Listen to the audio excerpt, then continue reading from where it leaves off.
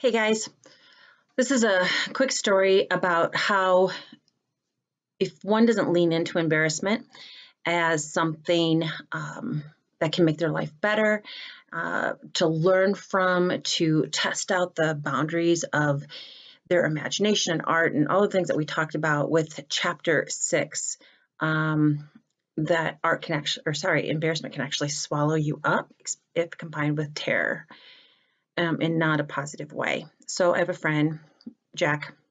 He's retired. His wife died slowly of cancer about 15 years ago. She was an amazing violinist and musician, and she was the love of his life. They have 2 children, of which one lives, they both don't live here. And so for the past, since I met him about 10 years ago, I've been helping him with his home and various things. But it seems like every couple of months he seems to take kind of a hit.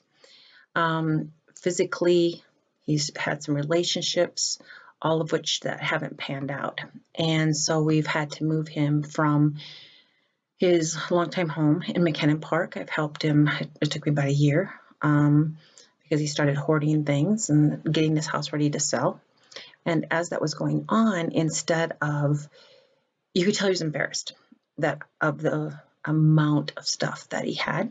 It was a good idea to buy 1 ladder. He bought 5, and that was like the same for everything. He still owns like 10 guitars.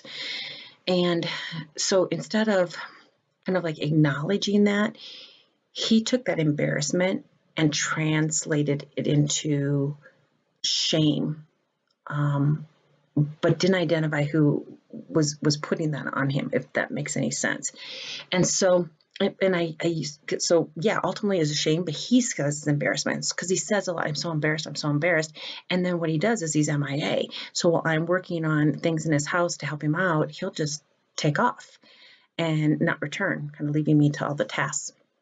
And so then he also has some physical things that happened. He broke his ankle, and that became a problem for a while there. We thought he had Parkinson's.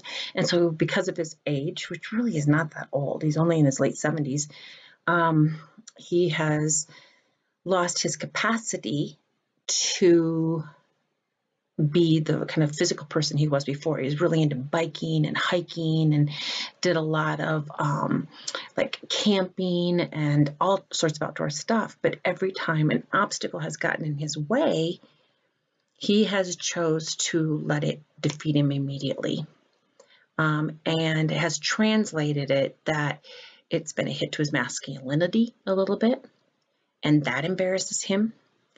And so kind of the end of this story is it's been a pretty sad, it's not an evolution, it's just the opposite. I mean, he's gone backwards in that instead of going, oh, yeah, I had a bad bout, but I'm going to, overcome it. I'm going to, take it straight on. He takes that embarrassment and actually mirrors it in his language to other people. So for example, this week, actually end of last week, he's now living in independent living, of which I moved him there in the past couple weeks, last month. And he, in the midst of some of the move, he lost his hearing aids, his glasses, a whole bunch of things that he just couldn't seem to hang on to. And his, so I've been helping him navigate that. So I called down to where he lives the other day, and they said, oh no, he wasn't there. I said, what do you mean he's not there? Aren't you guys in lockdown? And they're like, well, he must be around here someplace. Okay, fine. So have him call me when somebody identifies where he is, because he's not answering his cell phone because he doesn't have his hearing aid and he can't hear it. So in the meantime, I thought I'm going to tackle this hearing aid thing. So I call out to Costco and see about his hearing aid appointment. And the lady goes, oh, he was just here. This was on last Saturday, I think. I said, what do you mean he was just there? She said, well, he was just in here, and I'll explain to you what I explained to him, and that was we can't, because of, the shutdown on the virus, we no longer can do medical examinations right now, and so we can't do his examination. And I'm like, seriously, he drove there? Like, yep. So I call him about 4 times. He found the answers. I'm like, hey, Jack, where you at?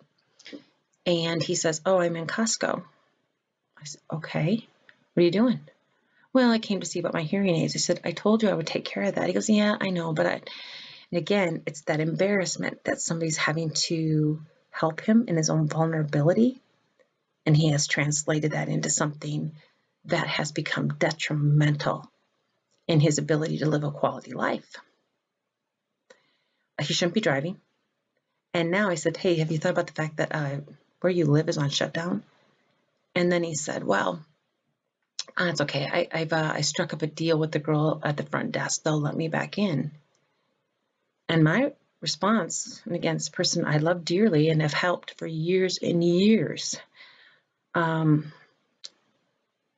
only trying to help him get rid of all these things that he accumulates, but also helping him try to regain the person that he truly is, which is, again, this Renaissance man. He can play every instrument you can think of. He's an amazing magician.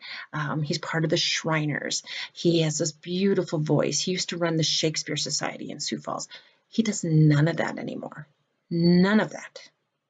Instead, and this goes into about what you're putting inside you, instead he spends his days, he's a dentist by trade, is retired, but he spends his days eating crap.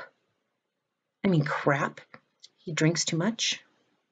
And he watches Cops and Law and Order every time I come in. And that seems kind of funny until you realize that that's his daily diet, right? And when you put junk in you, those become the obstacle to the creativity of which is just, his body has been oozing with that. But that becomes kind of his, I don't know, self-medication or answer to all of it. But my response to him was, when he told me where he was and what he was doing, and that he had charmed the woman at the desk, I said, Jack, at this point with, the COVID quarantine, when you go outside and you live in a retirement place and everybody else has to stay there, that tells me you're either ignorant, yet you're a doctor, or you're arrogant, or you're really just a jerk. Which is it? And there was a long pause, and he said, I'll call you later. I said, okay. I said, I want to know when you get home. So he did call me later, and this is kind of what takes me to it, is, again, just when I'm reading through Bogart and talking about being vulnerable versus being petrified, and how you can use terror and not get frozen by it. And the same with embarrassment. He called me when he got back, and he said, I want to apologize. I'm sorry I embarrassed you. And I'm like, embarrassed me? Yeah, I obviously embarrassed you. So first of all, I'm not on the phone. I don't know how embarrassed can you get embarrassed on the phone? Evidently you can. I said, Jack, I'm not embarrassed. I'm just a little pissed off at you. But what he was doing was he was embarrassed, right? And it's really affected the choices that he's making to have a full and, quality filled life.